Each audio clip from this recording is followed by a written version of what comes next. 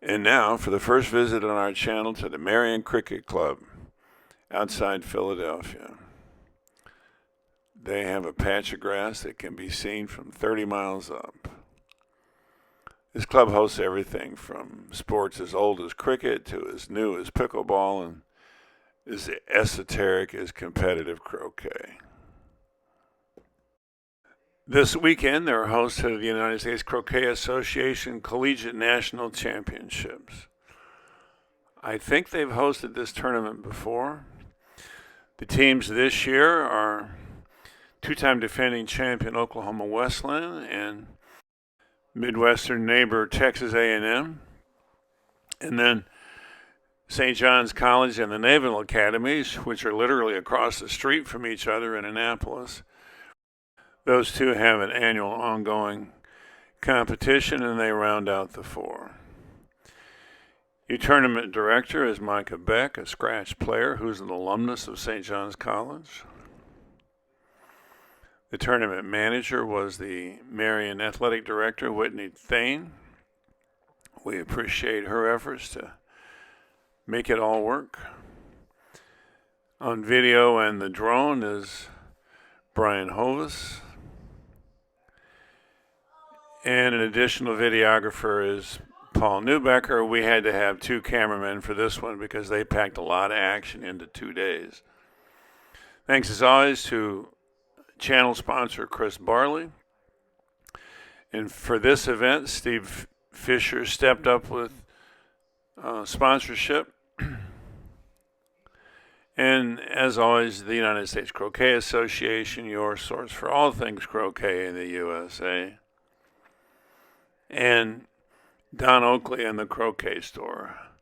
Equipment for everybody from beginners to world champions and everybody in between. And now more block play. Two different teams from Texas A&M on the right and Oklahoma Wesleyan on the left. Whoever wins the toss gets to choose whether to go first or second, but whoever goes first has to play blue. There is a bit of an advantage to going first. It's a little like tennis. You serve first, and if you win hoop one, all you have to do is hold serve, and you've won the game. It's a lot harder than it sounds, of course.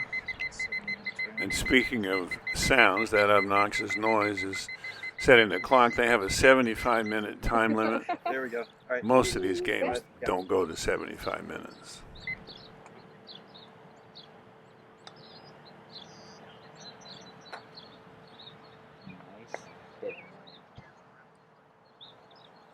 Wow, there is definitely a drift. Pretty nice shot. Ordinarily, that would force red and yellow to try to clear blue.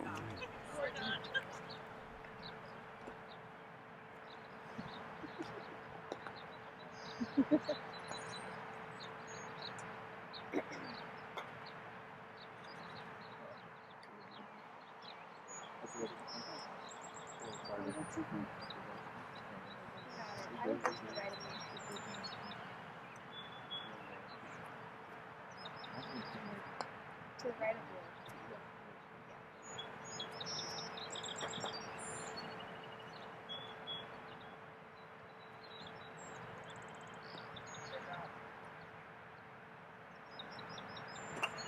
I think Wyatt and McFrederick are 6'7", 6'8", and you might think being that tall is a disadvantage in a sport where the action is all on the ground. But it's worth noting that Reg Bamford, who has been best in the world for decades, is 6'5". It may have to do with being tall, making it easier to generate a nice flat pendulum swing. They could look at videos of Reg Bamford and also James Death, D-E-A-T-H, a very talented British player who is capable of sextuple peels in AC and plays with a 46-inch shaft.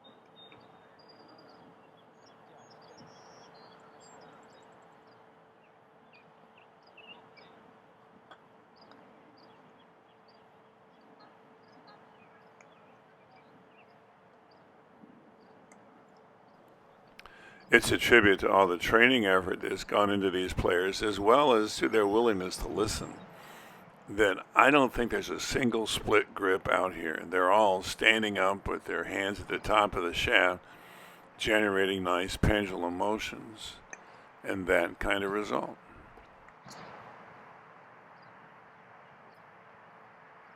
So red and yellow broke serve, if you will, and all they have to do now is hold serve to win the game, because you don't have to win by 2. And to beat the tennis analogy to death, the reason we call it a serve is that whoever loses one hoop gets the first chance to go to the next hoop. And that's why jawsing odd-numbered hoops is important, because it gives you a chance to win 2 hoops in a row and break that pattern.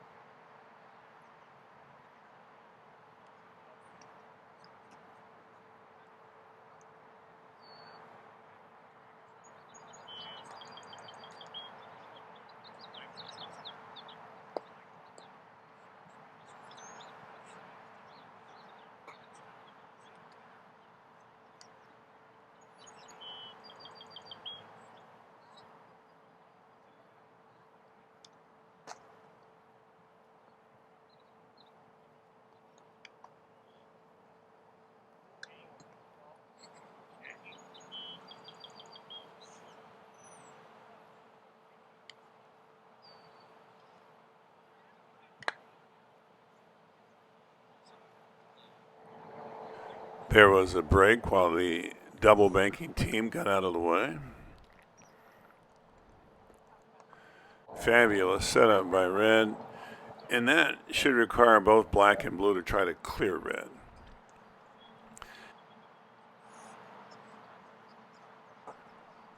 For him to do what she's asking, from 42 feet, he has to stop the ball in a zone only 6 inches long. It is far easier to shoot it red and clear it than it is to block at 90 degrees from 42 feet. But early on, all players seem to be more comfortable with blocking than clearing. They'll get over it.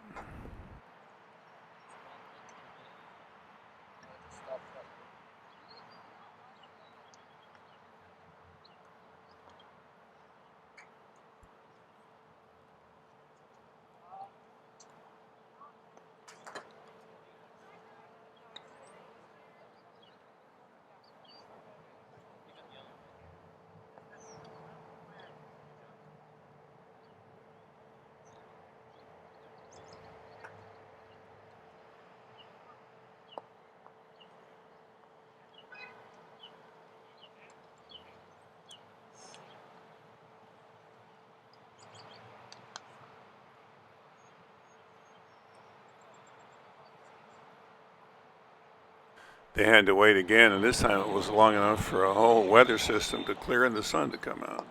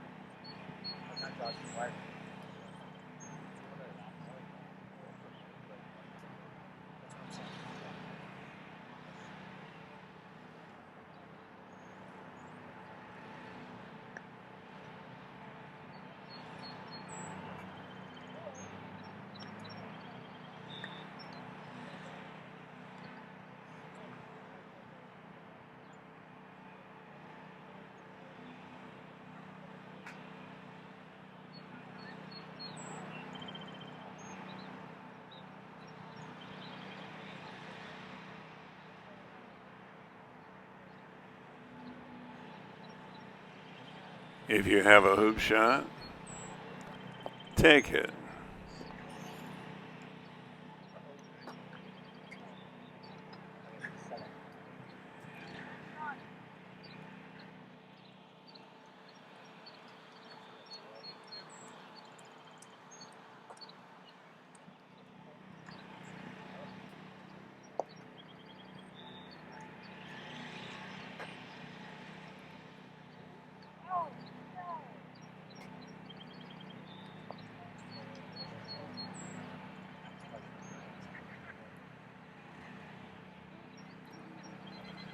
This setup needs to be wired from blue.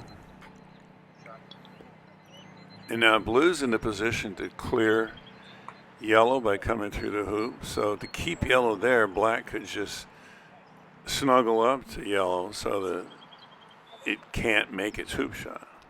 Snuggle or cuddle. Your choice.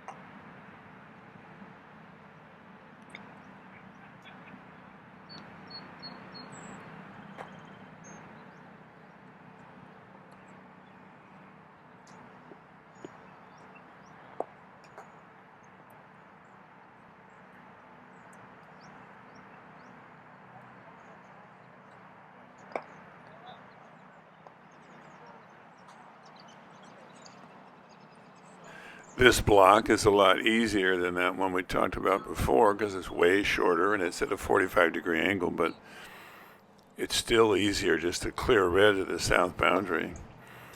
Hit it center ball and you got 2 balls with hoop shots.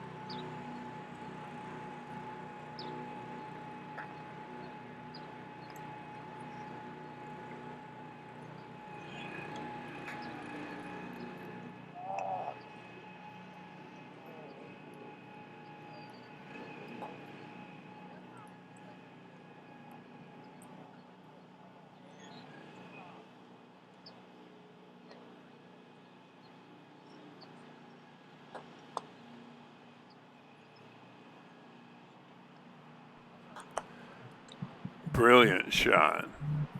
Maybe unintentional, but she'll never tell.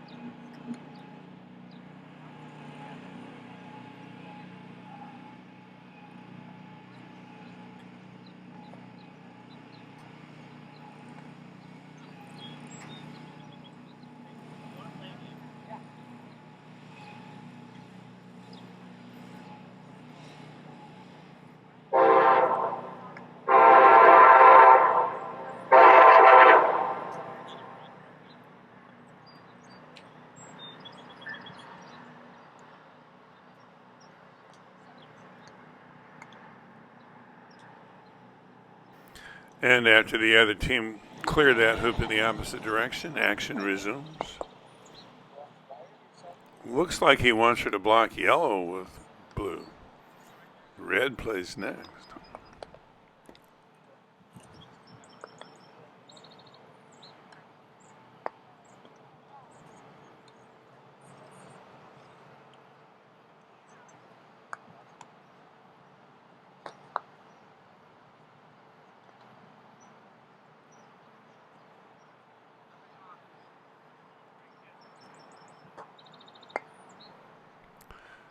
All black can do is clear yellow. If red has a hoop shot, he should take it.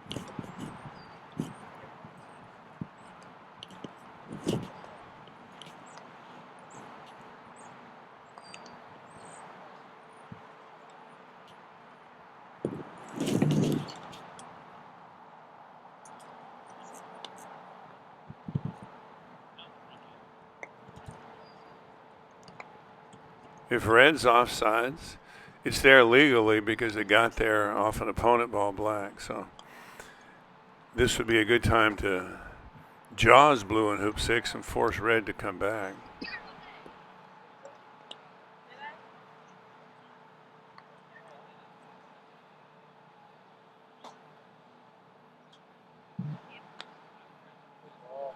That one was intentional.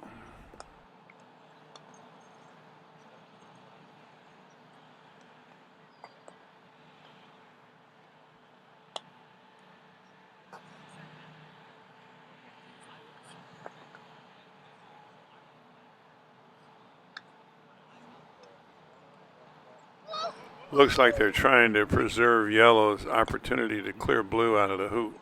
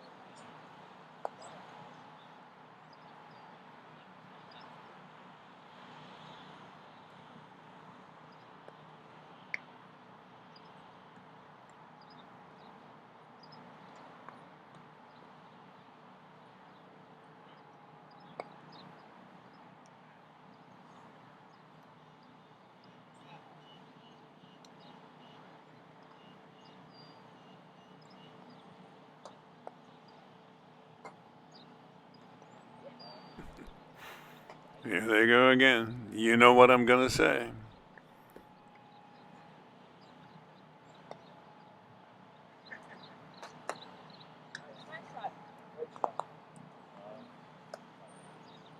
So does red have a hoop shot? No. Does black have a hoop shot? No. So can you help partner? Yeah, by blocking black's clearing shot on yellow.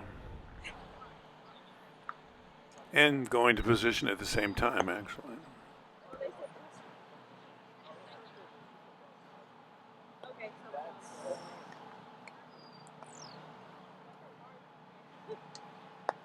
And if black can't see yellow, he should try to block yellow by going right in front of the hoop. Blocking red won't accomplish anything.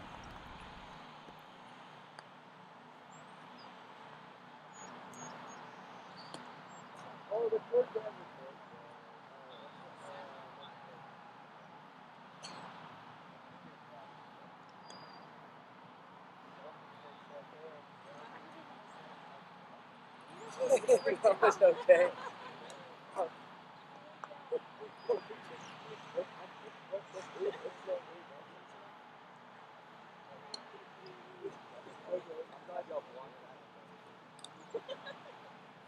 Put about a quarter.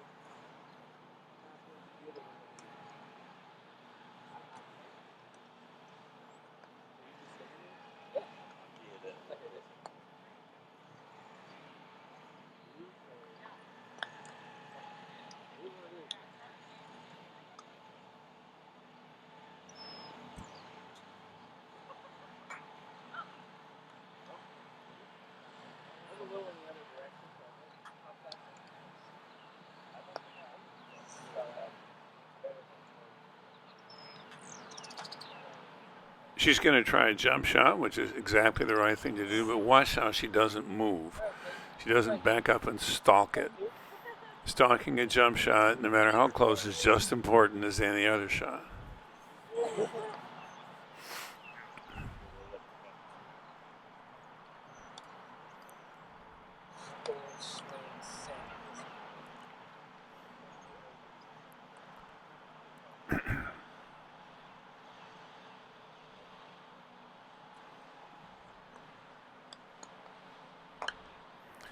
Jump shot part was fine. Stalking would have improved her aim, I'm sure.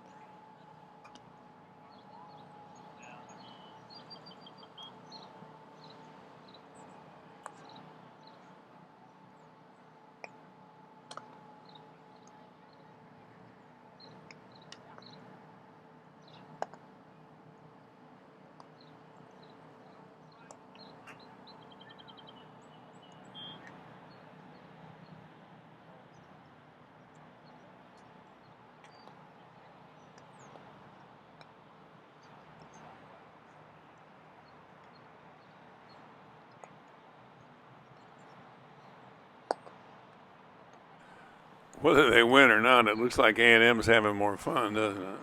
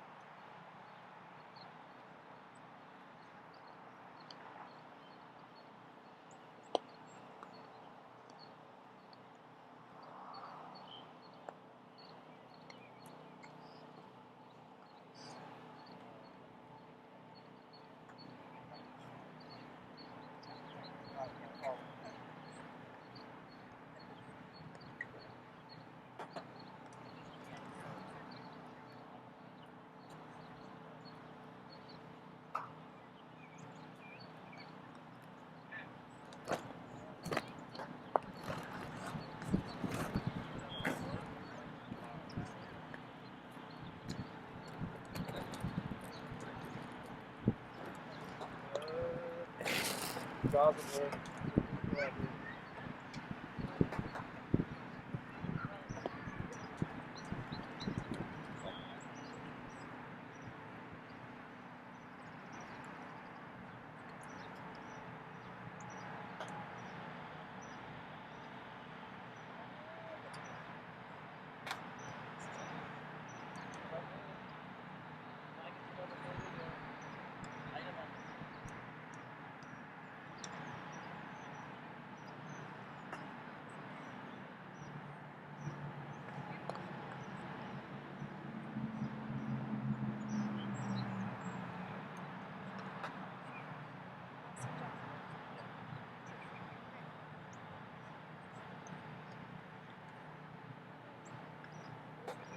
Oh no. That was alright.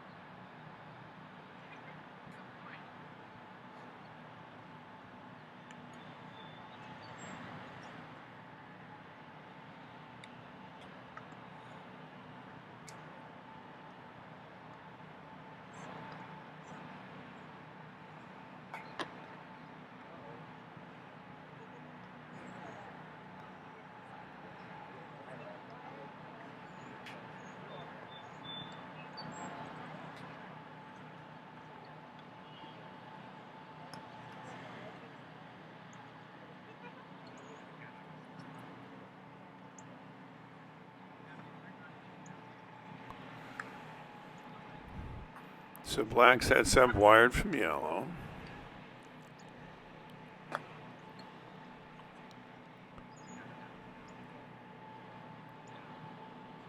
Not much yellow can do. Maybe go through the hoop backwards.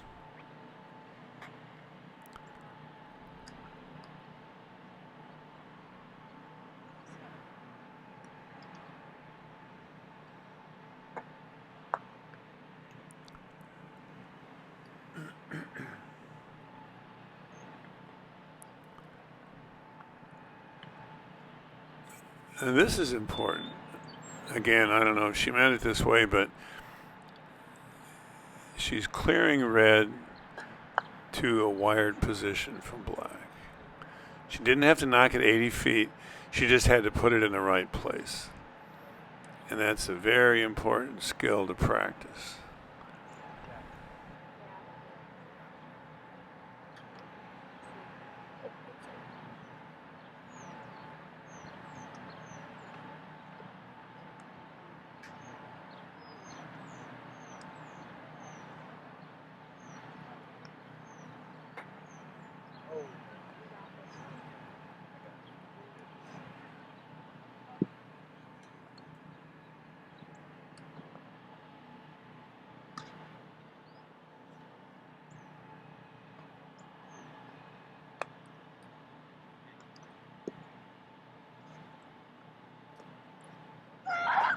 Nice shot. 4 or 5.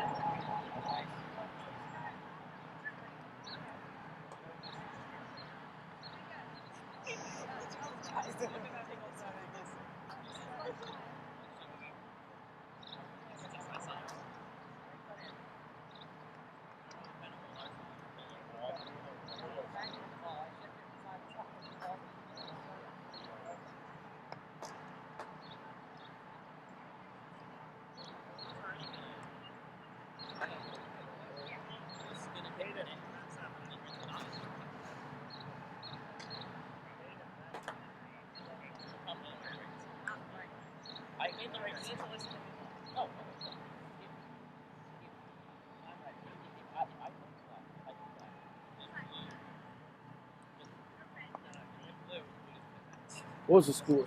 7-3. 7-3. Favor of red. But name, ball color, and score. Okay. You want me? Do you want me to put who won 7-3? We'll figure it out. Okay.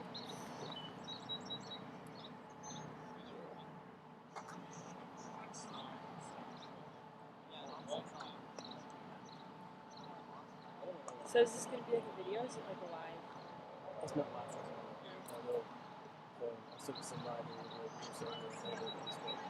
Then it'll be uploaded at a later date. Oh, okay. Fancy. You play croquet too? Yes.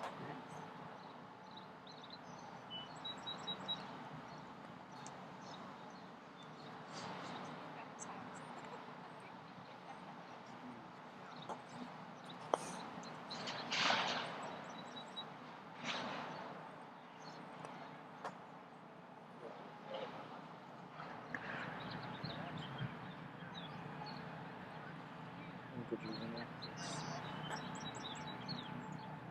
This is probably supposed to feel nice, is that right? Okay.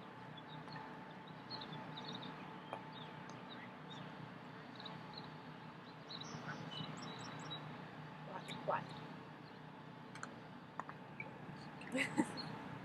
Sir. Who won? Yes, sir. Oh, yeah, they did. Oakwood. What color? Red yellow. Red and yellow. Red and yellow 7-3. Thank you. Yes, sir.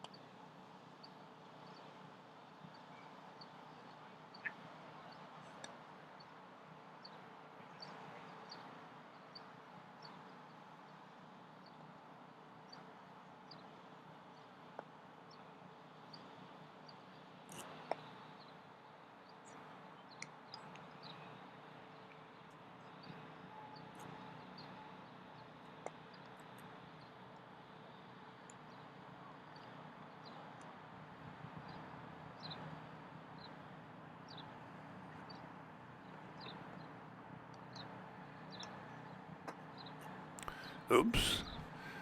Maybe black wasn't right in the center of the hoop because he should have hit that ball a lot harder to get him down for a hoop shot in front of 12 to tie the game. If it wasn't right in the hoop, then hitting it harder could cause a fault, and he could have considered calling a referee to watch it.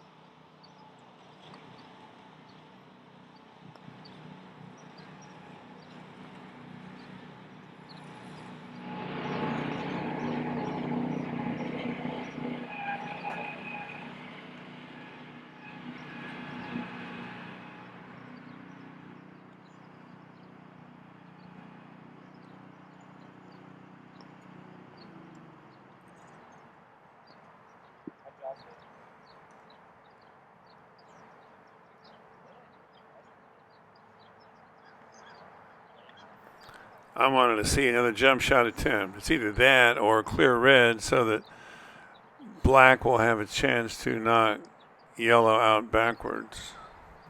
But that's a long shot from the boundary. We need a jump shot.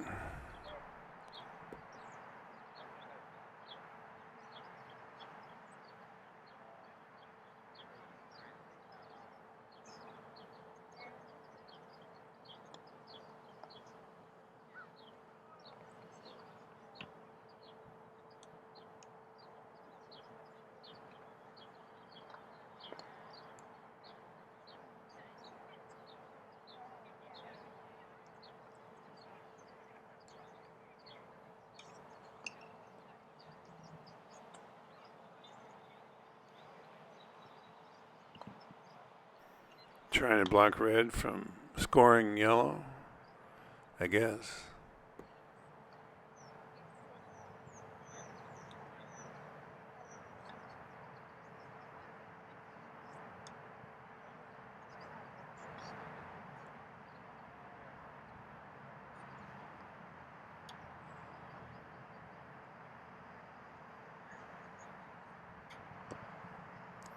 So, nice game. 7-5 win for Lane Wyatt and Nehemiah from McFrederick over Merion, Fallentine, and Seth Allen. And now I diverge. There were no official lawn speed measurements that I know of, but that's what it looks like these two are doing. You start on one boundary and hit it to the other and time it. And how long it takes the ball to go exactly 35 yards in seconds is its speed in plumbers. She's going to hit this ball from the east boundary to the west boundary. It's best to have somebody with a stopwatch where the ball's going to land, but this is going to go about 22 yards in 6.4 seconds. So the speed in plumbers is that 6.4 seconds times the square root of 35 over the 22 yards, and you get 8.1 plumbers. If you want to know way more about this than you'll ever use, look on the Oxford Croquet site. And what does that number mean? If it's less than 8, it's really hard to play. If it's over 13, it's really hard to play. How much faster these lawns can be, I don't know, but they're more than adequate this weekend, as demonstrated by that shot right there. So give us a like, subscribe, hit the notification bell. There's more to come. Thanks to our special event sponsor, Steve Fisher, our channel sponsor, Chris Barley, the United States Croquet Association, promoting all the versions of this wonderful game. And Don Oakley and the Croquet Store, meeting the equipment needs of beginners, world champions, and everybody in between.